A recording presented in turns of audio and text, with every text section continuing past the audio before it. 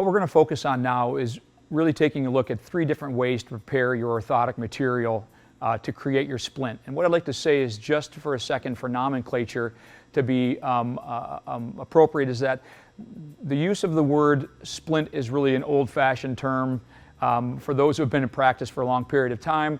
The new term, in order for us to actually truly get reimbursed for what we do, and the more appropriate definition, is the word orthosis.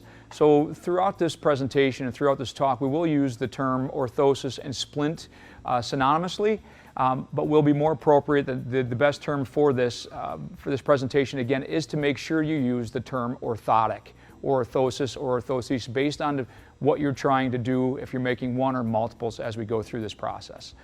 So what we're going to do now is that we take a look at, there's 3 various ways in order to use the material based on what you're trying to achieve.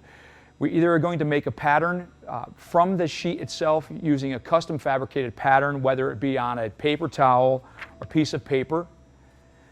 We can use a pre-cut, and then if you want to be creative, many times you can use this foam padding and make 3 various sizes out of the pre-cut already, to be ready to go at a moment's notice if you have to make a very quick orthosis while in the clinic. And the other is a preformed orthosis, which already comes fabricated, but you may have to custom fit to the patient based on their needs and based on the positioning, whether it be post-operatively or whether it be the patient's structure or build. What we're going to focus on today is going to be, at this point, is going to be the sheet or custom pattern.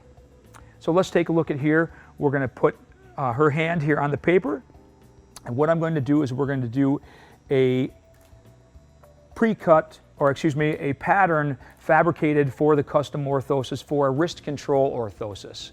So what we do sometimes in our clinic is to actually trace out the extremity,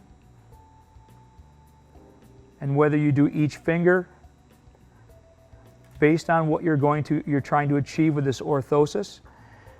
Then you can go through at this point and label your landmarks, such as your radial styloid, your ulnar styloid, your distal palmar crease, your proximal phalangeal joints, metacarpal phalangeal joints, and go from here. What I'm going to do now is remove the patient's hand and bring that back, and now I'll go ahead and create my splint pattern. So this is going to be a thumb hole, and so I'm going to go just below the interphalangeal joint. I'm going to follow 1 inch outside of the wrist and forearm, and this is going to fold over to make our troughs on either side. We'll come out about 1 inch down at either side to give us our radial trough, and at the CMC joint, create our hole for our thumb hole wrist support. Now at this point, I have my basic pattern laid out here, which I can cut and begin to lay on my patient.